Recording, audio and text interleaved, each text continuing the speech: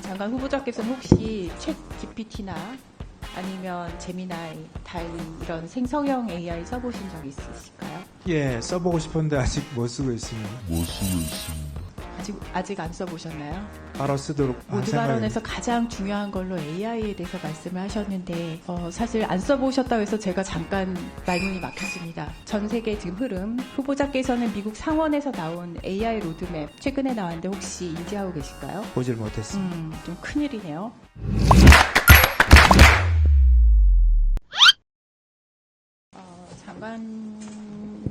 장관 후보자께서는 혹시 챗 GPT나 아니면 제미나이, 달리 이런 생성형 AI 써보신 적 있으실까요? 예, 써보고 싶은데 아직 못 쓰고 있습니다. 아직 안 써보셨나요? 바로 쓰도록 할 모두 생각입니다. 발언에서 가장 중요한 걸로 AI에 대해서 말씀을 하셨는데 사실 안 써보셨다고 해서 제가 잠깐 말문이 막혔습니다. 솔직히 말하면. 죄송합니다. 네. 지난주에 인청 준비하시면서 출근 문답에서 지금 국회에서 계류 중인 AI 통과, 기본법 통과 관련된 말씀을 하셨습니다. 가장 빨리 처리해야 되는 현안으로 맞습니까? 그렇게 생각하고 있습니다. 그리고 뭐라고 하셨냐면은 규제를 낮춰서 시장 진입부터 돕고 이후 문제가 생기면 규제하는 것이 맞다고 하셨어요. 맞나요? 그런 방향이 맞다고 우리나라 상황 그렇게 네, 선진입 생각하고 있습니다. 후규제 전략처럼 지능 우선주의를 말씀을 하셨습니다. 자료 화면 한번 보실까요?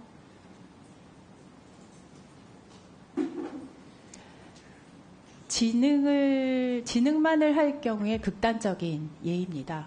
커피 만드는 로봇팔은 혹은 음식 만드는 로봇팔은 존재를 하는데 정작 그걸 사 먹을 사람은 없는, 사람을 생각하지 않고 지능이 불러올 극단적인 상황을 지능만 하게 됐을 경우에 극단적인 상황을 이제 경각심을 가지고자 만들어진 건데요. 이런 문제의식은 지금 전 세계에서 나오고 있는 내용입니다. 후보자께서는 공감하시나요? 사실 규제가 좀 헐거워서 지능에 해당되는 그런 정책을 쓰는 게 미국과 중국이고. 네, 그 부분에 대해서는 제가 조금 이따가 또 말씀을 드리겠습니다. 지능책만 할 경우의 위험도를 나타내는 그림입니다. 제가 봤을 때 후보자께서는 유럽과 미국의 AI 정책의 방향성에 대해서는 방금 말씀하시려던 것처럼 이해를 하고 계신 것처럼 보입니다. 다른 이제 위원님들께서도 말씀하셨듯이 규제부터 시작된 유럽 방법과 그리고 지능부터 시작된 미국 방법이 있죠. 거기까지는 후보자께서 가지고 계신 이해가 맞습니다. 그런데 거기까지신 것 같아요. 그래서 아까 모두 발언에서 이제 말씀하실 때 제가 느낀 게 대통령실에서 나온 메시지를 그냥 읽으시는 건가? 그런 생각을 좀 했습니다. 그런 의구심이 들었는데 제일 중요하다고 말씀하신 AI 분야에 대해서 지금 생성형 AI 써보신 적도 없다고 그러시는데 과학기술 분야, 특히 이제 AI 분야에서는 뭐 이미 많은 연구를 또 해보셔서 아시겠지만 이게 전 세계 흐름을 읽지 않고서는 제대로 된 정책을 펼 수가 없는 그런 분야입니다. 그래서 과학기술계에서는 이번 장관직에 대해서 거는 기대가 정말 구체적이고 큽니다. 밖으로는 기술 패권에서 살아남아야 되고 안에서는 때로는 대통령실과 싸우실 수도 있어요. 기재부에도 할 말 하셔야 될 때가 있습니다. 그런 장관 후보자 인지를 모두가 궁금해하고 있습니다. 30년 연구 경력 중요하죠. 근데 장관직으로서 그것만 중요한 건 아닌 것 같습니다.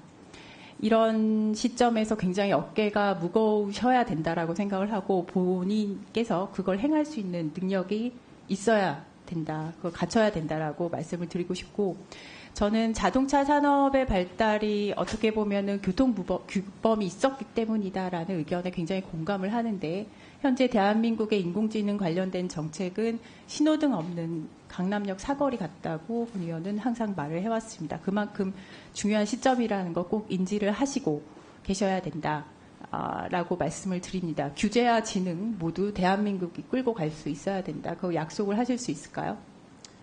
좋은 지적 명심하겠습니다. 질의를 계속하겠습니다.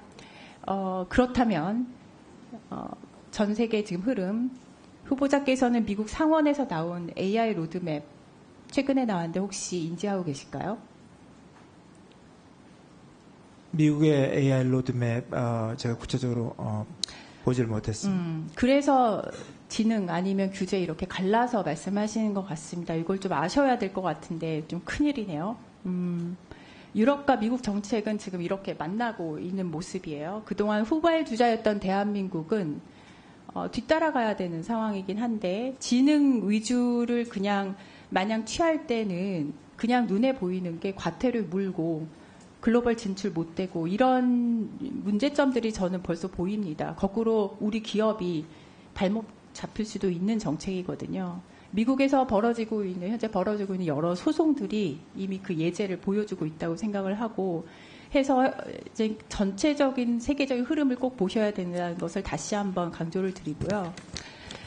지금 인공지능 관련된 정책의 파급력 생각을 하면 선진입 후규제 혹은 규제 우선 이런 단편적인 방향성 보시면 안 되고 지난주 인터뷰에서 말씀하셨던 것처럼 그렇게 한쪽으로만 생각하시면 안 되고 우리는 후발주자니까 전문가 적극 활용해서 오히려 유리한 위치 선점할 수 있는 그런 정책 행정하셔야 된다고 생각을 합니다. 이거 하시려면 대통령실에서 지금 대통령께서 위원장으로 취임하시겠다고 한 국가 AI-위원회랑 싸워보셔야 할 수도 있고, 그리고 기재부에도 과기정통부 장관으로서 과기정통부의 의견을 대변해서 강하게 부딪혀야 할 수도 있습니다. 그래서 지금 대답을 그냥 네, 참고하겠습니다. 좋은 말씀 감사합니다. 네, 고려하겠습니다. 이런 답변 무게감 있게 하셔야 됩니다. 내가 중심 잡고 장관으로서 소임 다하겠다. 정권이 망가뜨렸지만 인공지능 비롯해서 과학기술계 내가 중심 잡겠다. 그 약속을 국민 앞에서 지금 해주실 수 있을까요? 예, 국민들께 염려가 안 되게 할 자신이 있습니다. 예, 약속하셨다고 보고 후보자께서 임명되시게 된다면 저는 국감에서 끝까지 또 확인을 하도록 하겠습니다. 이 무거운 약속 지금 전 국민이 보신 앞에서 했다는 것 인지하시고 저는 추가 질의 이후에 이어가겠습니다. 감사합니다.